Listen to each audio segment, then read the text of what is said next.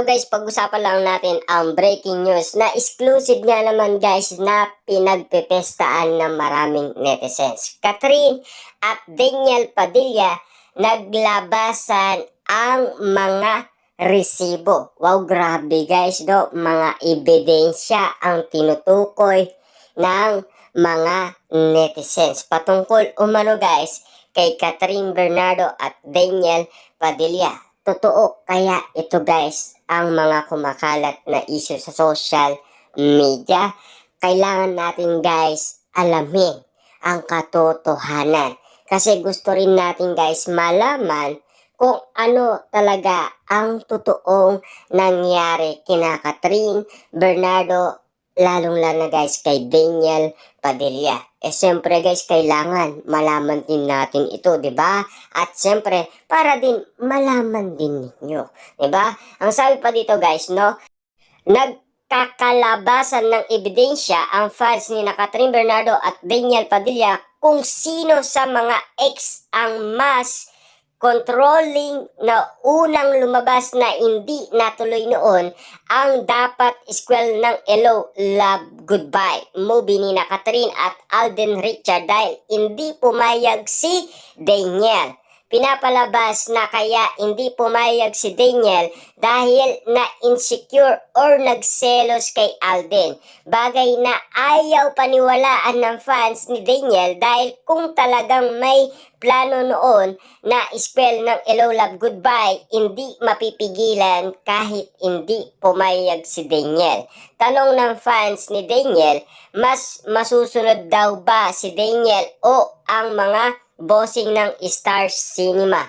Wow, grabe guys, no? Talagang nag-explain ng pagalit ang mga netizens kay Daniel Padilla. Sino ba daw ang masusunod? Si Daniel Padilla o ang Star Cinema? Wow, grabe nga naman guys, no? Talagang iba na ang usapan ngayon na sinasabi ng karamihan.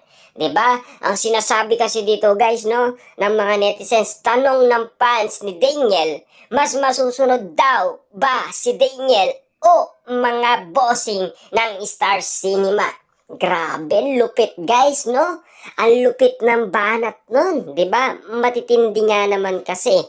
Ngayon naman, may chikang hindi lang si Daniel ang controlling pati si Catherine dahil may mga film project din daw si Daniel na hindi natuloy dahil hindi ito pumayag. Nabanggit na magtatambal dapat sa pelikula sina Daniel at Sara Geronimo, hindi lang natuloy dahil ayaw ni Catherine Bernardo.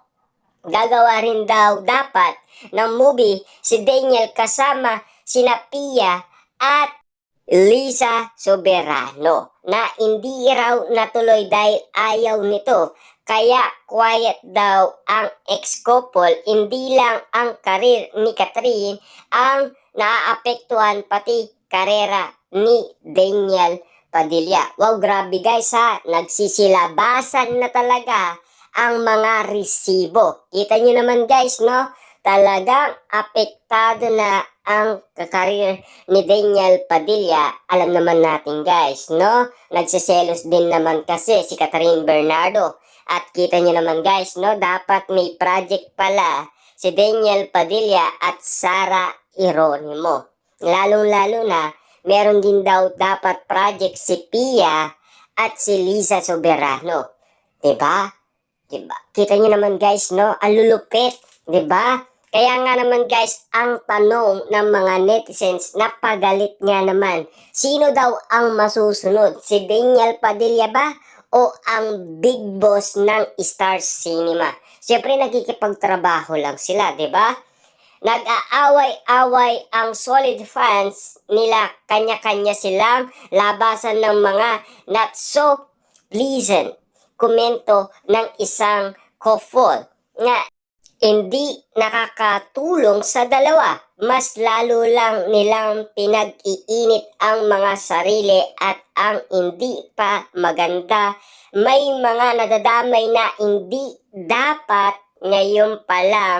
Sobra nang nababas si Alden. Paano pa kaya kapag shooting na sila o kapag ipinalabas na ang Hello, Love, Goodbye to Canada. Wow, grabe guys, no? Ang lulupit guys ng mga netizens.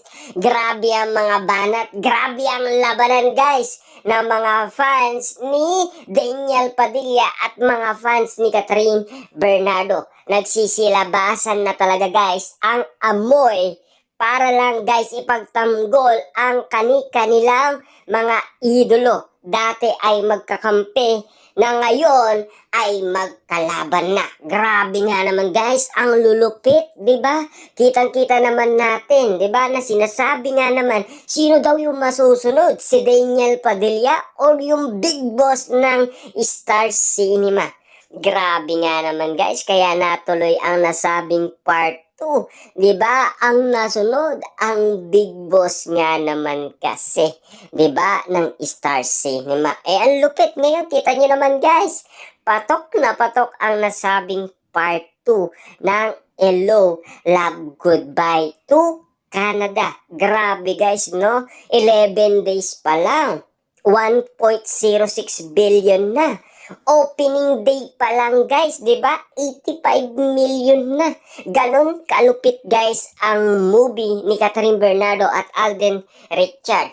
Kaya nga naman guys, sinasabi ng mga netizens, Catherine at Daniel, naglabasan ang mga resibo. Grabe guys, no? Kitang-kita nyo naman guys, no? Malulupit na ang mga labasan ng mga ebidensya magpapatunay kung sino ang dapat masunod.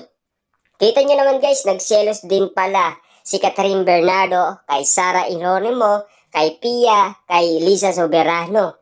Grabe nga naman guys, no? Meron talagang pumigil kay Daniel Padilla noon. Alam naman natin guys, no? Na sana talagang makasama sa pinikula ni Daniel Padilla si Sara Geronimo, lalo-lalo na si Pia.